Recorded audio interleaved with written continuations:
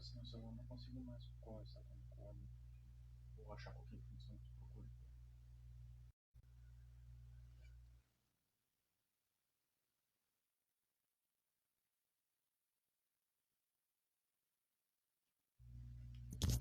Oi, boa noite. Me escutam? Dá um joinha se estiver escutando. Só tô esperando a Nicole entrar pra gente começar a live. Ela já entrou aqui. Vou adicioná-la e aí a gente começa, ok?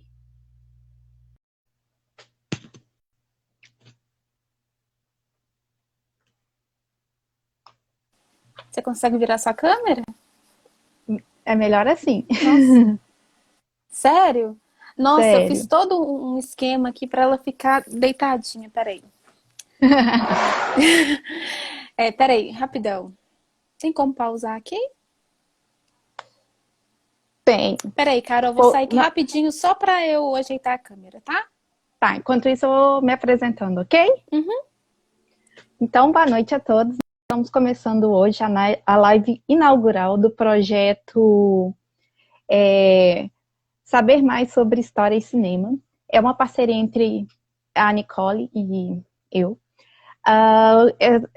Começou de uma conversa sobre a importância das artes no nosso cotidiano de quarentena. Na verdade, o que me fez refletir foi um post do meu primo Geraldo Júnior acerca de uma indagação sobre a importância do artista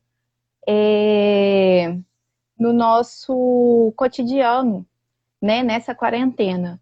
E muitos de nós estamos utilizando as artes para passar o tempo, seja livros, teatro, música, série, cinema, novela, né, de um modo geral, nós estamos consumindo muita arte. Então, hoje a gente vai bater um papo sobre a trajetória do cinema. Para quem não me conhece, meu nome é Ana Carolina Pereira, recentemente Ana Carolina Pereira Halvestad, e eu sou historiadora pela UFMG, especialista em gestão cultural, mestre em patrimônio cultural pela Universidade Federal de Viçosa. Estou aguardando aqui,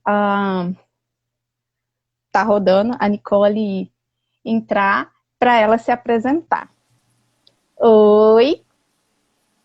Oi, eu tô tentando ajeitar a câmera aqui. Calma Eu já me aí. apresentei.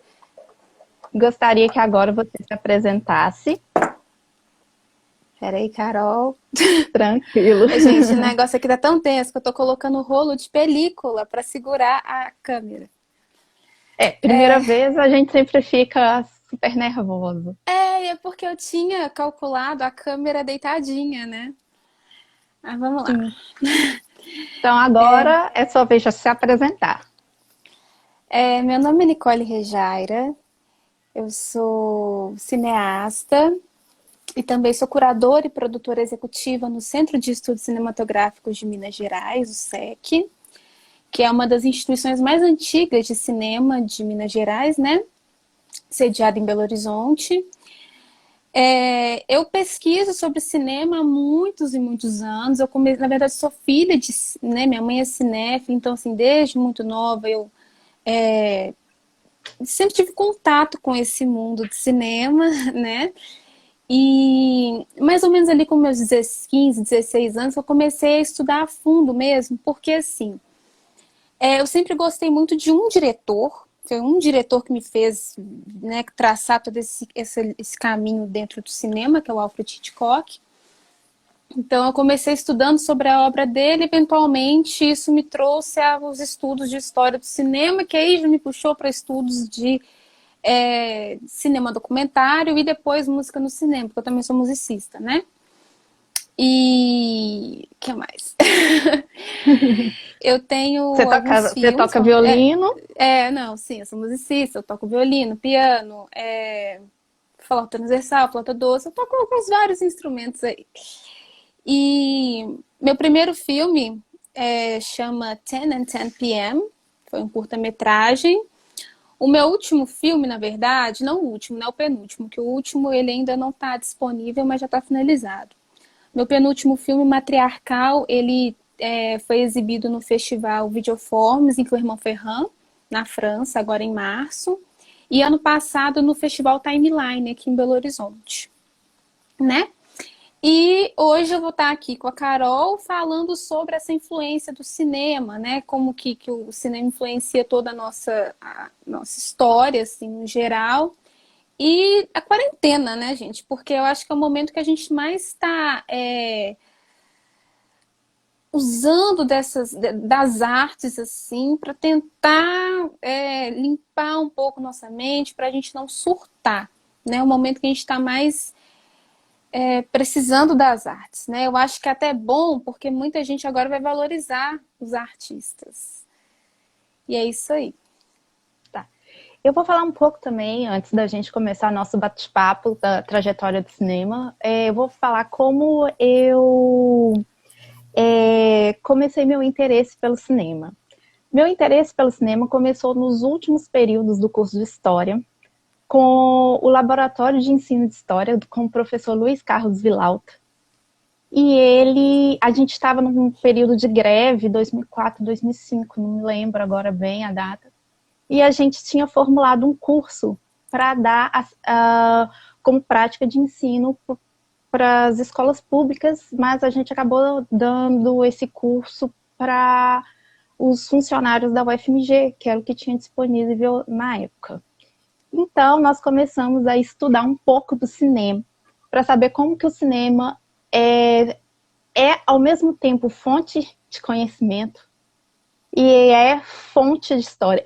Aliás, ele é agente histórico e ele é fonte documental. Então, a turma fez um curso e eu, junto com a super amiga Mariana Diniz, nós escrevemos um texto acerca do ensino de História e Cinema. Acho que foi em 2004, porque foi na Ampul de Juiz de Fora de 2004 que a gente publicou esse texto. Então, foi quando despertou em mim a vontade de estudar o cinema, mas o cinema mais como uma fonte histórica, como um agente histórico, do que o cinema como entretenimento, mas o cinema como se faz o cinema, sabe? Como técnica.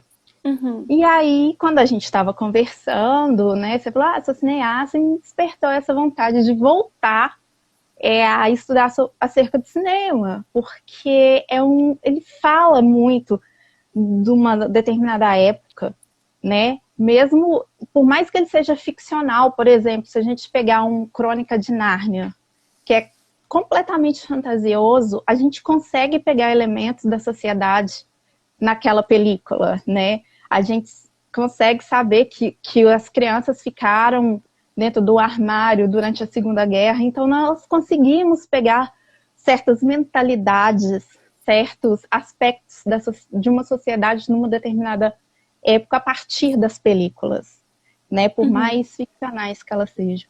Então, eu achei super legal a gente fazer esse projeto. E nós vamos trazer, durante o projeto, gente, várias pessoas de áreas distintas. Da psicologia, do turismo, do próprio cinema. Nós vamos trazer várias pessoas para falar de vários aspectos. E quando for minha live, eu vou falar um pouco de documento histórico e o que eu sou mais especialista, que é patrimônio. Mas então, eu passo agora a vez de você falar, né, sobre essa trajetória desse nascimento do cinema no século XIX. E, gente, quem tiver dúvidas, sugestões, coloca nos comentários que a gente vai tentar, porque é 1 hora, o Instagram corta, né, na verdade, depois de 1 hora ele automaticamente corta, então nós vamos tentar fazer uns 40 minutos de fala e uns 15, 20 minutos para falar sobre alguma dúvida, alguma sugestão de tema que vocês queiram dentro, né, da trajetória, que vocês queiram que abordem, ok? Com você, Nicole. Só para finalizar, porque você falou da questão da sua influência no curso de história, e eu já fui influenciada, assim, sempre gostei muito de história, e quando eu finalizei meu curso de cinema, eu iniciei o curso de história, só que aí como eu engravidei, aí eu, né, parei, e agora eu já estou no Relações Públicas, então, assim, é uma bagunça. Mas, assim, para mim,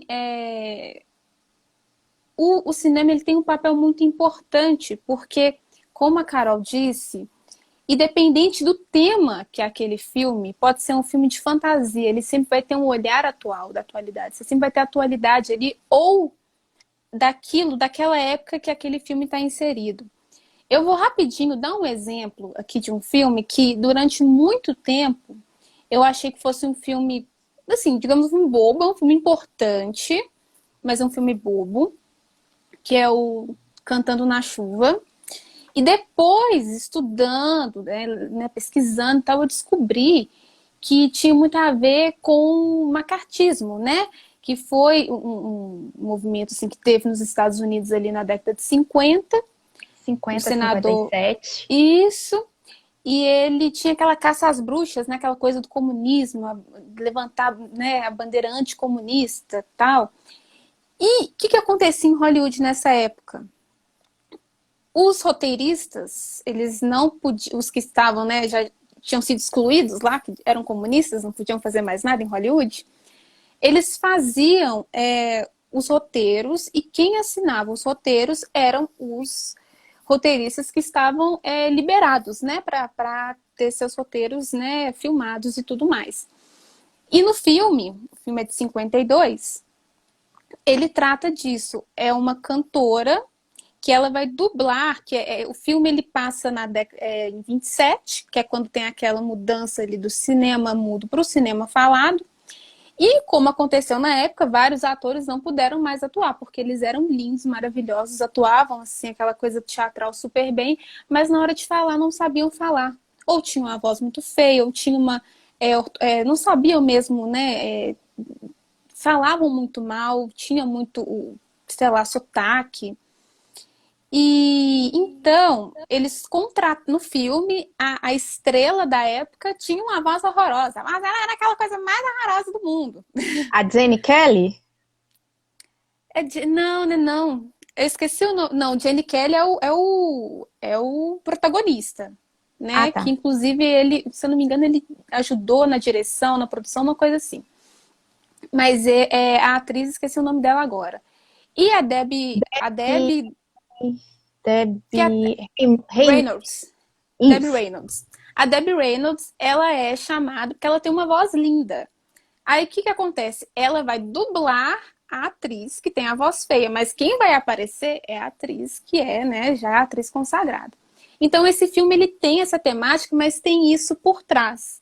Então o cinema ele tem isso, né?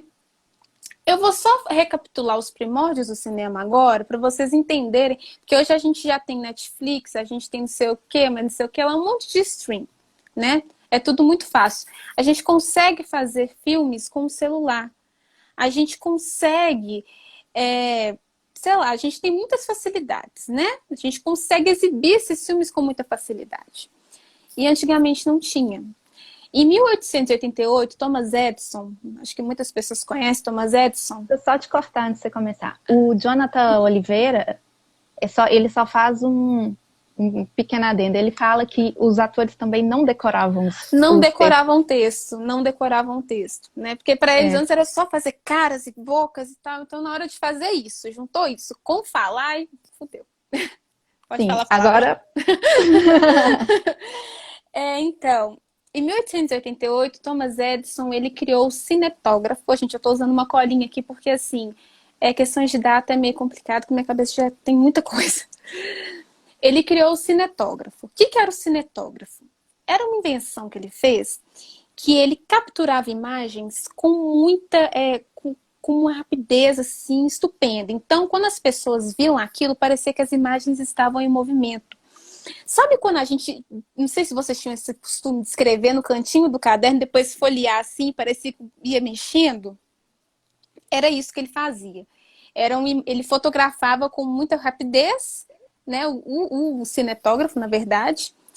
E depois, um dos funcionários da fábrica dele criou o cinetoscópio. O cinetoscópio era onde eram exibidos esses curtas feitos com o cinetógrafo. E você colocava uma moeda lá de 5 centavos, né? Tá? E era individual. Você colocava o olhinho lá e assistia o curta-metragenzinho, né? Era imagem em movimento, tá? Lembrando que isso não era filme.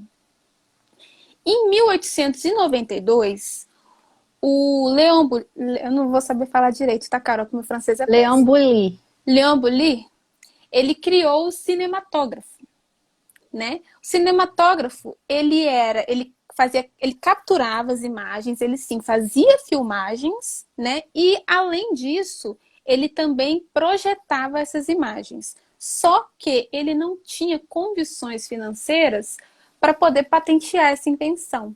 Então, quem acabou patenteando o cinematógrafo e considerados os pais do cinema, os irmãos Lumière, que é o Auguste e o Louis Lumière, né? Cadê? Vamos lá. E quando os irmãos Lumière patentearam essa invenção, a intenção deles era nada mais, nada menos que ajudar a ciência. Não era com um intuito artístico ou de entretenimento. Era uma questão científica. Posso só completar?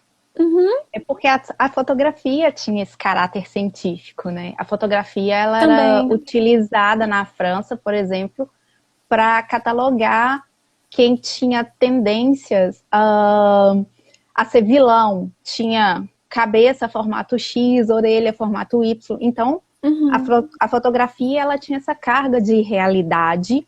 Eles manipulavam, mas desconsideravam que essas manipulações eram um falseamento, entre aspas, da realidade. Então, como o cinema, para muitos naquela época, era um desdobramento da fotografia, então ele tinha esse caráter científico, né? Então, ele vem nesse bojo também do século XIX ser cientificista, positivista, das ciências, como a própria história, ela tentar se aproximar daquilo que era tido como ciência dura, como a física, a química, tentar um método científico. Então, o cinema, ele vem nesse bojo, né? Nessa mesma onda, né? Sim. Então, mas quando os Lumière começaram, a primeira filmagem que eles fizeram foram os trabalhadores saindo da fábrica Lumière.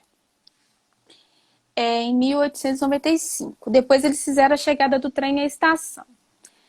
Esses filmes, eles eram exibidos no seguinte formato. Eles colocavam uma tenda e os filmes eram exibidos. A primeira exibição causou um alvoroço, porque as pessoas viam aquele trem chegando, achavam que o trem ia atropelar elas. É uma coisa que nunca tinha sido vista na vida, né? E naquele momento eles perceberam que precisava de música. Então eles colocaram assim, vamos chamar um músico aqui, tocar um piano, tocar um violino, para poder, né, não atordoar. Outra questão, os irmãos Lumière na época, eles usavam película. Quem começou a fazer essas películas foi o Kodak, né? E o Thomas Edison, como é um cara que é o rei das patentes, ele decidiu ganhar dinheiro com isso. Já que ele não pôde patentear as películas, ele patenteou isso aqui, ó. Vou mostrar para vocês. Ele patenteou os furos da película, que era a forma que ele tinha de ganhar dinheiro. Já que o cinetoscópio já estava no passado, não tinha graça, né? Você tinha ali como ver, né? E os antropólogos da época, eles viram a invenção assim como uma ajuda muito grande para todos os estudos sociais, porque como não eram feitos roteiro, não eram filmes roteirizados, né? E nem documentários. Vou explicar isso eventualmente, né? Mas para frente, o nome documentário só foi começado a ser usado em 1922. Até então, não se usava o nome documentary, não era usado esse nome. Eles registravam o cotidiano, né? Então, por isso que para os antropólogos e sociólogos isso é realmente interessante, né? E vamos lá. A gente vai ter alguns nomes muito importantes nesse início, ali no final do século XIX, início do século XX, no cinema. Nos Estados Unidos, a gente tem o Thomas Edison e a gente tem o Edwin Porter. O Edwin Porter, ele trabalhava para o Thomas Edison e ele começou a fazer as montagens, né? Filmes montados. Porque antes era só, né, assim, pegava ali, deixava a câmera ligada e ia filmando o que estava rolando, né? Ele não, ele começou a fazer montagens e criar narrativas. Então vamos dizer que ele plantou essa semente da narrativa cinematográfica, tá?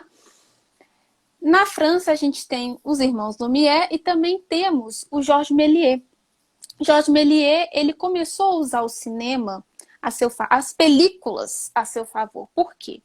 Ele praticamente filmava peças teatrais, mas ele usava a película a seu favor no sentido de conseguir fazer efeitos especiais, né?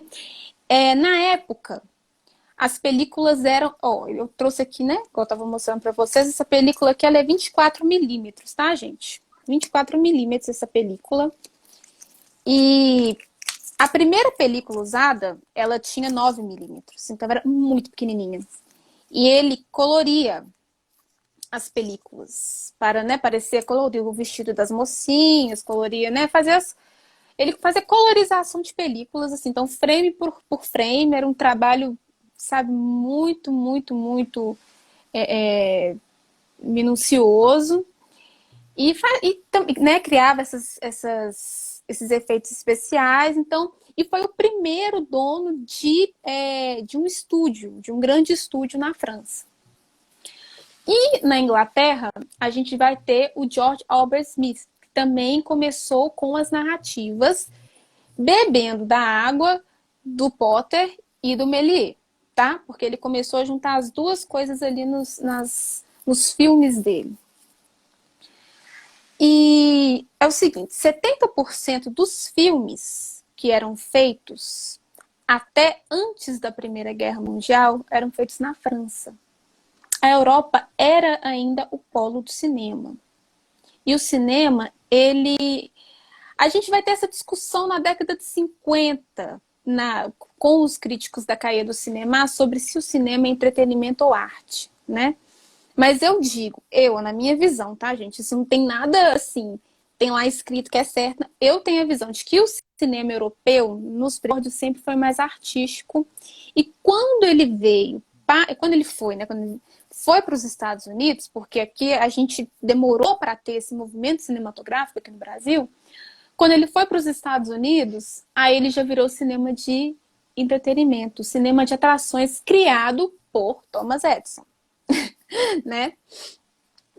Isso antes dos grandes estúdios, tá, gente? Os grandes estúdios só vão vir a partir de 1915. Posso só falar uma coisa? Parece, se eu não me engano, já tem bastante tempo que eu li, me corrija se estiver errado, que nos Estados Unidos teve maior intervenção estatal por causa do Código de Moral e Ética que era vigente na época. Então, ele deixou, né, essa característica mais mercantilista e mais de entretenimento, mais como uma forma que o Estado interveio, né, na época. Na verdade, chama Código Reis, esse código. Ele começou a ser elaborado em 1922, há presidentes que teve não vou lembrar o nome da atriz, ela foi assassinada. Teve toda uma polêmica na época, começaram a querer cortar as linhas, digamos assim, né, da indústria, porque o negócio estava virando a loucura. Se você pegar filmes, ele até... Pode falar. Não, desculpa, eu te cortei. É porque agora eu me lembrei que as películas, elas eram exibidas em casa de entretenimento, que inclusive eram casas, vamos dizer assim, para maior de idade, né? E era um espetáculo que as pessoas nem davam muita bola para o cinema, ele estava ali, mas na verdade eram, vamos dizer assim, festas, e que eram para adultos, vamos, em casas para adultos. Então, aí o Estado interveio nesse código que você citou, não é isso? Isso. Acho que minha webcam travou. Para mim, o áudio está normal. Gente, está normal para vocês? Tá normal o áudio, Nicole. O áudio está normal.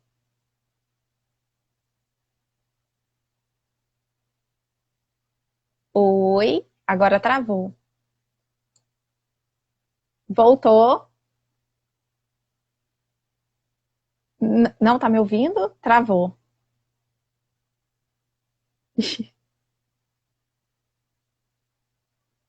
Gente, a Nicole travou. Travou tudo? Oi. Vamos ver o que eu consigo aqui. Alô? Para mim é que ela travou. Oi, agora voltou. O áudio não. Para mim, não tô te ouvindo. Gente, vocês estão ouvindo a Nicole? Estão me ouvindo? Eu, tá? Nicole, não. Peraí. Sai que eu vou te colocar de novo na live. O Instagram fica bem cheio nesse momento. Só um minuto que eu vou convidar a Nicole de novo. Vamos ver se vai dar certo.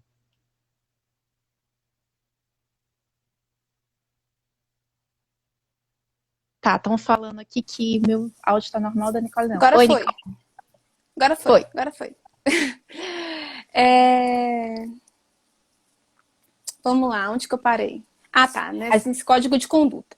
Sim. Os filmes, como eu falei... Ai, gente, agora deu calor. No cotidiano, como eram registros do cotidiano, eles registravam tudo e eles exibiam tudo. Eles registravam pessoas almoçando, né? Bebezinhos andando, eles registravam pessoas fazendo sexo. E isso era exibido. E na Europa não tinha esse negócio de você não pode ver, você não pode entrar. Como era exibido lá nas tendas, qualquer um poderia assistir. Quando ele chegou para os Estados Unidos sempre mais, né? Mais moralista, vamos dizer assim, eles não tinham ainda um código, esse código moral, mas em 1922 começou a ser elaborado o Código Reis. E ele foi, decretaram lá em 1930, mas ele entrou em vigência assim mesmo em 1934 e durou até o final da década de 60, né? Mais ou menos ali em 1968, que aí foi quando entrou o movimento da nova Hollywood, que posteriormente, está lá na frente ainda, eu vou falar com vocês sobre, né? Então, no início do século XX, como eu falei, a Europa ela ainda era o centro do mundo, ela era o centro econômico, cultural, político. Depois da Primeira Guerra,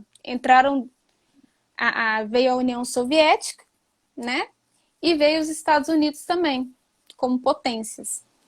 E na Rússia nós vamos ter o Sergei Eisenstein, que é um dos maiores diretores de todos os tempos, assim. O Eisenstein foi um dos primeiros a fazer, o primeiro, né? Porque é muito difícil a gente falar no cinema o primeiro. Esse negócio de pioneirismo é muito complicado, porque a gente sabe o que veio à tona, mas tem muitas coisas ali nos backstages. O Eisenstein, ele gravou 2 filmes, né? O primeiro foi A Greve, com teor político. Até então não existia esse teor político no cinema. E depois o Encoraçado Potemkin, que também é um filme de conflitos, né? Então, assim, Rapaz falou pornô mudo em menos de 12 frames por segundo, deve ser curioso. Gente, é muito estranho. Só podia ter vindo do meu amigo Eduardo Marzano. É estranho mesmo, tá? Mas é interessante, assim. Hoje em dia, eu não sei se a gente encontra. Quando eu estava estudando cinema, lá tinha vários VHS, assim, eu peguei um desses, sabe? Para poder ver como é que era, né? É interessante a gente saber como que eram os costumes sexuais da época. Mas então, Sergei Eisenstein, ele era um filmólogo, inclusive. Ele estudava os efeitos do cinema na sociedade. Aí depois ele foi para Hollywood, não fez sucesso em Hollywood, né? Então, assim, mas ficou lá como um marco no cinema russo. E voltando para os Estados Unidos, nós temos ali a criação de Hollywood. Os judeus foram para lá, tinha aquela terra enorme que não tinha nada.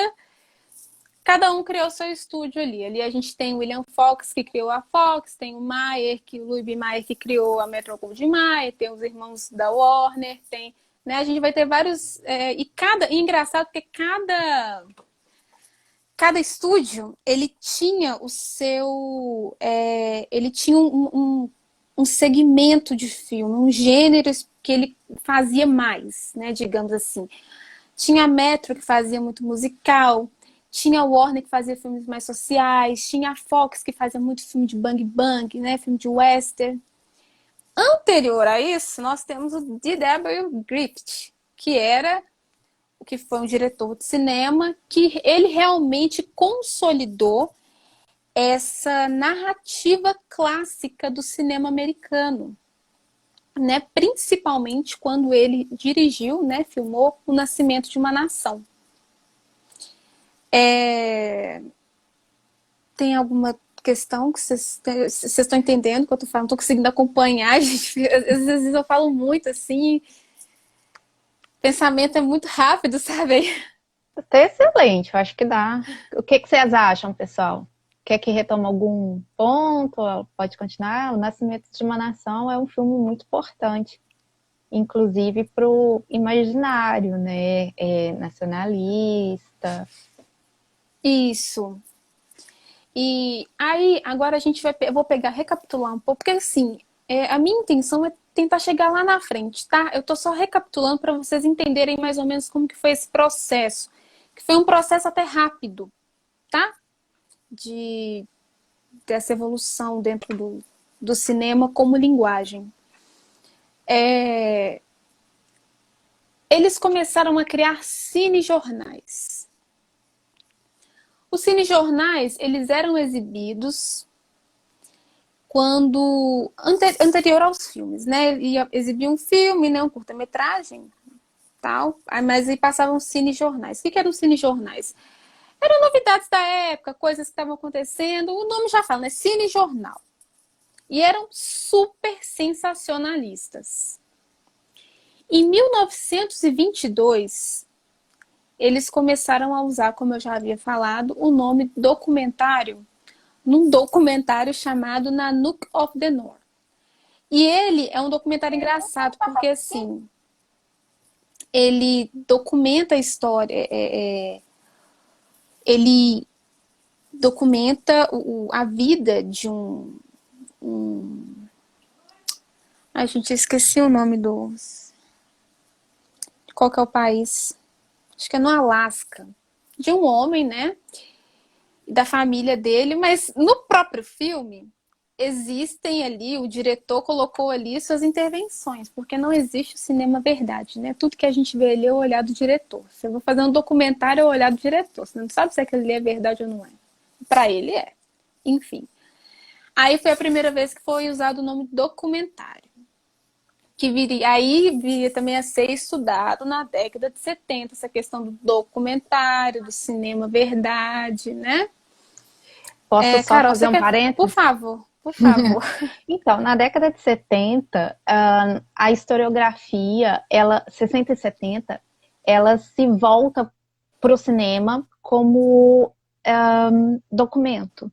Até então, a história vinha ela teve um movimento começado em 1929 com os historiadores Legoff e Pierre Nora de renovação e de alargamento dos documentos históricos. Mas o cinema, ele começou como um documento histórico na década de 60 e de 70.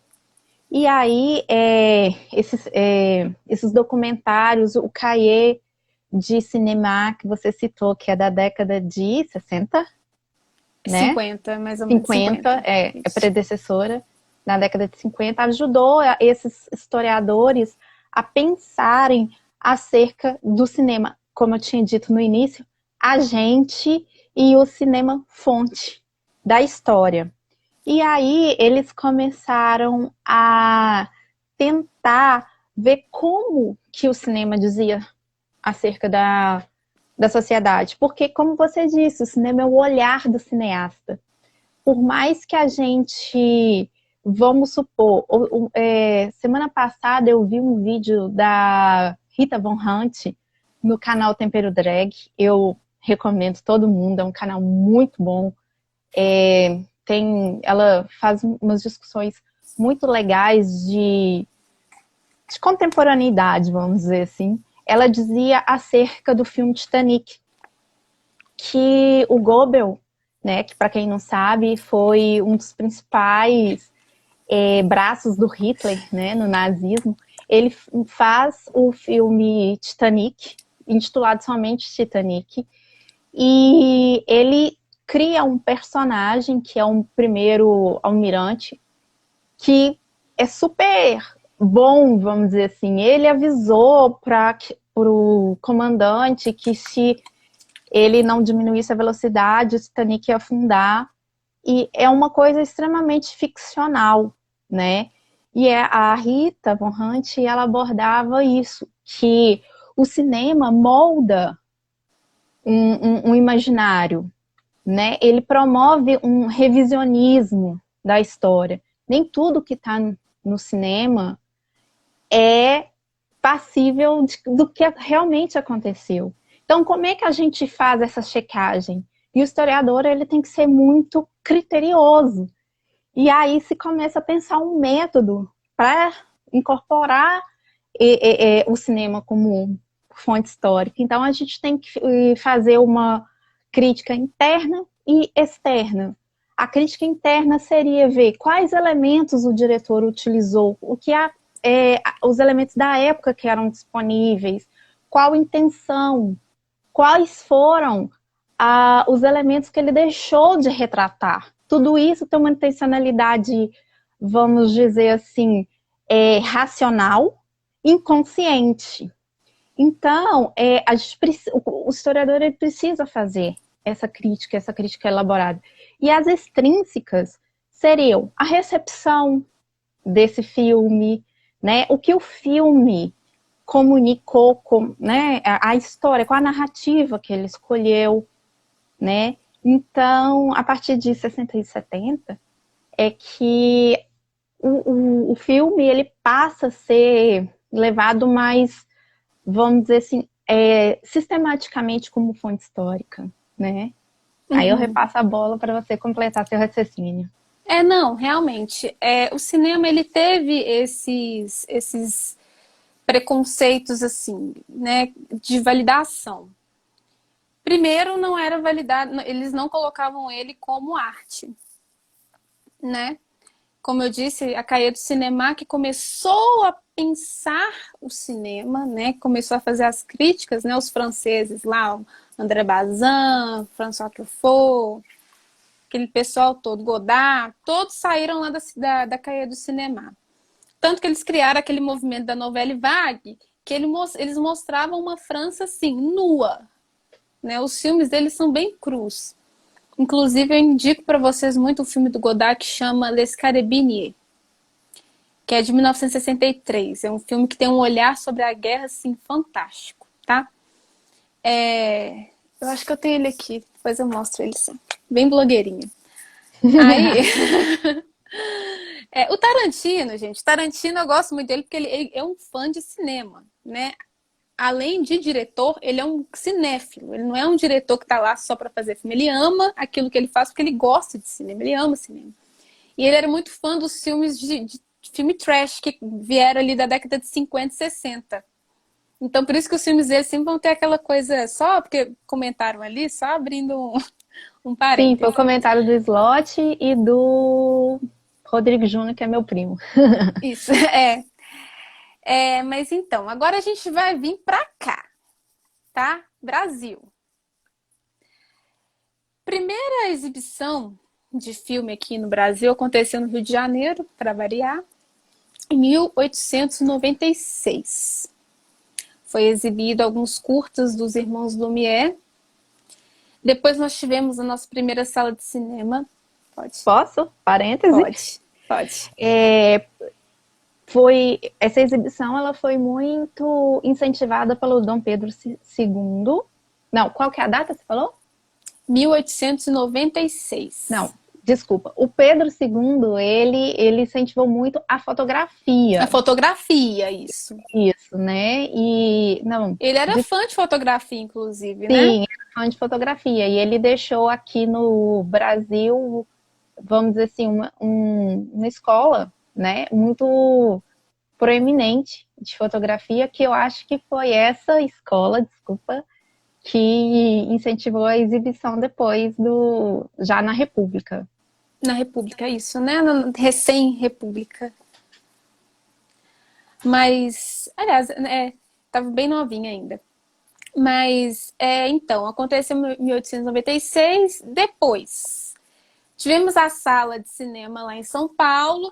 E os cinemas aqui, ele demorou para acontecer por quê? Um motivo até besta. Luz elétrica. A gente tinha essa dificuldade ainda, né? Então, assim, era difícil ter salas de cinema, exibições, por causa de um motivo tão, né? Pra gente hoje bobo, mas na época era realmente uma realidade. Na década de 30 que a gente vai começar a ter os estúdios aqui no Brasil. O Adhemar Gonzaga, ele criou a Cinédia, sediada no Rio de Janeiro, né? A Cinédia foi responsável por os filmes, assim, tecnologicamente falando, mais avançados. Ele fez O Lábio Sem Beijos, fez Ganga Bruta. Ganga Bruta é o primeiro filme totalmente falado brasileiro. Quando a eletricidade chegou no Brasil... Ai, Carol. Peraí, César. Quando a eletricidade chegou no Brasil... Não, porque o César que já foi operador de usina hidrelétrica, ele que é o expert. Peraí que ele vai me informar aqui.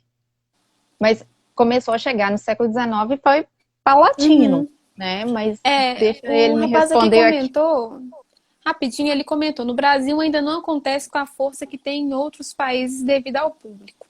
A gente já vai chegar aí. O César falou que a inauguração foi em 1879 e paulatinamente ela foi se estendendo, né? É um processo longo.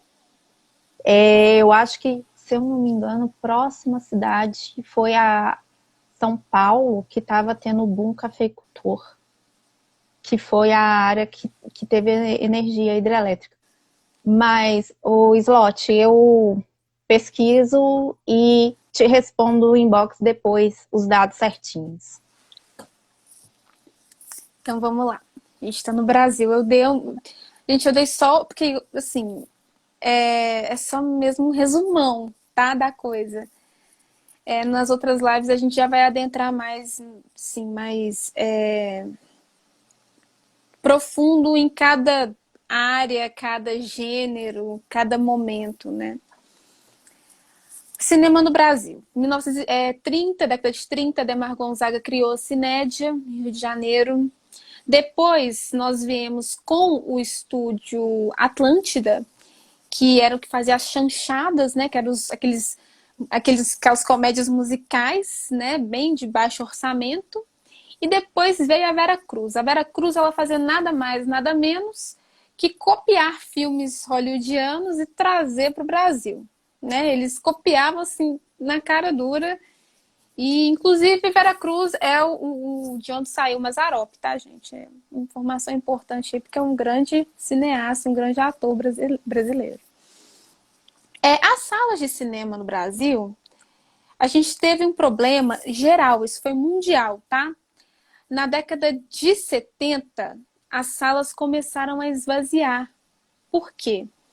Porque já não tinha mais como competir tanto com a TV. Na década de 50, com o avanço da televisão, né, mais pessoas conseguiam ter televisores em casa, o cinema começou a criar os estúdios, né, começaram a criar várias formas de manter o público no cinema. O que eles faziam? Eles criavam formatos de tela. A gente tem ali o CinemaScope, que foi patenteado pela Fox, que ele era em 55 milímetros. Então, assim, eu estava até assistindo um filme aqui outro dia, que foi o primeiro gravado em CinemaScope, mas foi o segundo a ser lançado em CinemaScope.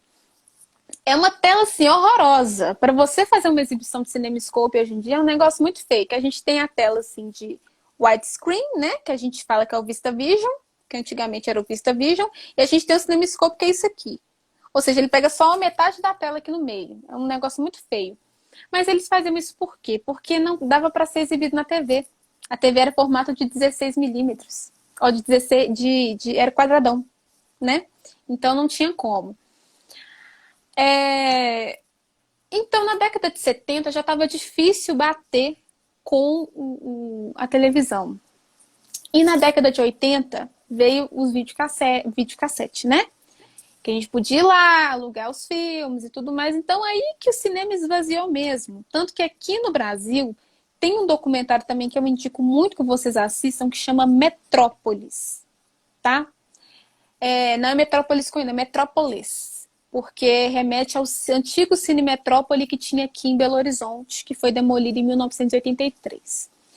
Os cinemas, eles começaram a esvaziar justamente por isso, porque as pessoas tinham a comodidade que a gente tem hoje, né, de ver um filme em casa. Você não precisava pagar o valor mais alto do ticket para você ir lá assistir, né, do ingresso para você ir lá assistir o filme. Você estava ali na sua casa, podia fazer o que você quisesse, você podia parar o filme, descansar, ver na hora que você quisesse. Então, assim, a comodidade chegou, né? E é uma tecnologia. E isso fez com que no mundo inteiro várias salas fossem fechadas. Em São Paulo, várias salas fecharam. Em Belo Horizonte, várias salas fecharam. Outras se tornaram salas de cine de filmes adultos, né? Um exemplo é o Cine Candelária, que fica ali. Quem não mora aqui, a gente tem uma praça que chama Praça Raul Soares, tem um cinema lá que está todo detonado, porque era o Cine Candelária. Tem uma história tensa por trás dele, porque o dono não queria que tombasse ele, aí ele mandou colocar fogo, e gente, fofocas do mundo cinematográfico de Belo Horizonte. E do mundo patrimonial. Do mundo patrimonial. E a gente tem a triste história também, né? Entrando nessa questão patrimonial do Cine Metrópole, que era o antigo Teatro Municipal de Belo Horizonte. Aí depois ele foi reformado no modelo Art Deco, virou o Cine Metrópole. Cine Metrópole ficava num lugar assim excelente, né? Como é que fala, Carol? Quando ele está num bairro muito bom, a localização. Nobre. Ele ficava numa localização excelente, então assim, começaram a querer o terreno do tal do Cine Metrópole. Em 1883 ele foi demolido, mas antes disso, 1983, ele foi demolido. Mas antes disso, fizeram um abaixo-assinado, né? Tem até lá no SEC, né, onde eu trabalho, a gente tem o livro com a assinatura dos profissionais do cinema e de várias outras pessoas para não demolir o Cine Metrópole. E nossa, eu tô indo de assunto a assunto, acho que as pessoas estão ficando meio perdidas, gente. Desculpa, é porque eu acho muito legal essa parte. E triste ao mesmo tempo. Ele foi demolido de dentro para fora, porque eles tinham assinado o tombamento dele, mas aí o dono dele começou a quebrar ele por dentro para ele não poder ser tombado, porque, né, como ele não ia ter... a Carol vai saber falar melhor, quando a questão do tombamento, você tem que ter uma quantidade de elementos ali originais né, do imóvel, né? Se eu não me engano. Sim. O Anderson, ele está complementando que o Cine Metrópole ficava na Rua da Bahia com Goiás, Com que era um Goiás. trecho de footing, né? Que são os passeios ali da elite de Belo Horizonte, Sim, e com um sim. comércio bem sofisticado. E não só o Cine Metrópole, mas vários edifícios, eles tinham essa tônica de deteriorar para não ser protegido, né? Isso. Ali na Rua Espírito Santo, com Álvares Cabral, é bem recente, tem menos de 10 anos, foi colocado fogo porque o dono não concordava com o tombamento. Aí a prefeitura Restaurou. pegou e formou, não restaurou, fez uma reforma mesmo, para não ficar um pastiche, e ficou como um MEI. Então não é só parte do Cine Metrópole, né? Vários, mas isso é outro assunto, mas vários Não, isso. imóveis Dentro do cinema são, foi isso que aconteceu. Mas não, a gente tem no Brasil, não, no mundo inteiro, né? Essa questão do. Aí são outras questões mesmo, né, Carol? De questão de metrópole. Né? Da evolução da metrópole, assim, digamos. E mais ou menos isso, o ano passado, foi tema do Enem, né? A democratização ou não democratização do cinema, né? Como hoje o cinema é para poucos, porque são poucos cinemas dentro de shopping, ingresso caro. Então, o cinema, ele se tornou para um nicho populacional e não é tão democrático, como, por exemplo, em Belo Horizonte, na década de 70, tinham muito cinemas de bairros. Por exemplo, no bairro Salgado Filho, que é a região que eu moro aí em Belo Horizonte, tinha um cinema e ele acabou. Muita gente dizia, né, que a televisão seria a morte do cinema, como as plataformas de stream, como vou fazer uma propaganda, Netflix, Amazon, também, né, mas a gente vê que o cinema, querendo ou não, com os blockbusters, ele continua com uma vitalidade, né? Então, ele ainda continua com certo público, ele continua com certo fascínio, né? Um encantamento que só, vamos dizer assim, a grande tela produz, né? Nicole, a gente está caminhando para o final, então aí, se quiser amarrar as ideias. Não, gente, então vou finalizar aqui. Eu não sei nem como que eu vou finalizar. Vamos fazer o seguinte: tem alguém querendo fazer alguma pergunta? Só finalizar também esse assunto dos cinemas de... Em 1950 começaram esses cinemas de bairro, né? Começou Cine Eldorado, Cine Amazonas, esses cinemas menores aqui. Mas vocês têm alguma pergunta para fazer? Acho que é muita coisa para ser falado numa hora só. E sim, é diferente a magia do cinema, né? Quando você vê no telão ali é outra coisa. Eu tive, assim, graças a Deus, eu tive experiências. Eu consegui assistir todos os meus filmes favoritos no cinema. Então, eu tô satisfeita, assim. A Cláudia, que é lá de Brasília, ela fala o seguinte, que lá em Brasília existe um cinema drive-in. Em Belo Horizonte, cinemas de rua, quais que a gente tem? A gente tem o Belas Artes. A gente tem o Belas Artes, a gente tem o Cine Humberto Mauro, dentro do Palácio das Artes, e a gente tem o Cine Santa Teresa. Que reabriu recentemente. E eu tenho uma programação lá, tá, gente? Quando isso tudo voltar, eu vou falar com você certinho como que funciona. Vamos pegar esse tempo e divulgar aí o Matriarcal para o pessoal. Ai, não, calma. Sim, o Matriarcal, sim. Não é porque eu não posso ainda, porque eu tenho que mandar ele para festival, então eu não posso divulgar. Não pode exibir. Mas Matriarcal, gente, é meu filme, um dos últimos que eu fiz, tá, gente? Então fiquem de olho aqui que a gente vai divulgar quando o Matriarcal estiver super disponível aí pra gente ver. Porque o cinema brasileiro não é tão visto e respeitado. Olha, essa pergunta é muito interessante, acho que dá tempo de responder rapidinho. O cinema brasileiro, ele sempre bebeu da água dos cinemas de fora. A gente, em 1900, na década de 60, veio o movimento do cinema novo, que foi onde eles fizeram os filmes realmente brasileiros, sabe? Aproveitando totalmente a brasilidade. E foi uma época que realmente enchia. E eu não sei o porquê que existe esse preconceito, vou ser bem sincera, porque eu também tinha.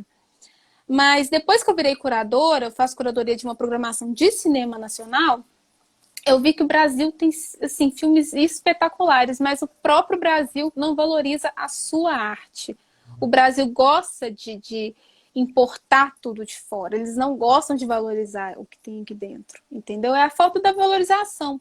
E quem tem dinheiro para fazer filme no Brasil hoje em dia? Globo. Globo chanchado é o quê? Filme de comédia bobo. Quem que vai querer assistir isso? Sabe? Mas a gente teve também uma época de ouro, né? Quando a Embracine, ela... Embrafilme. Embrafilme, desculpa. Ela, Isso. com Carlota Joaquina, ele, né, tem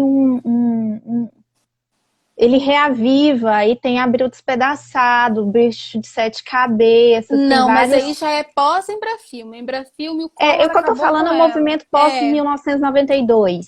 Isso, a gente teve sim uma época de ouro, mas aí começou aquela coisa da a Globo querer fazer os filmes dela e ela tomava todo o.